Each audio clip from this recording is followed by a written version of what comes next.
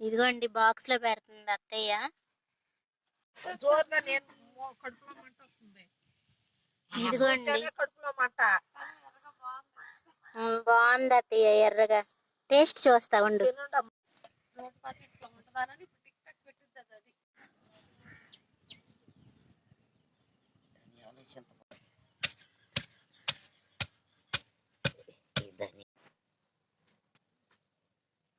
చింతపండు,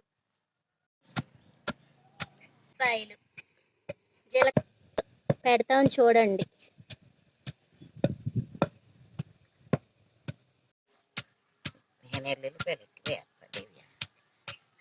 బాగుంది అత్తయ్య, భలే వాసన వస్తుంది బాగా.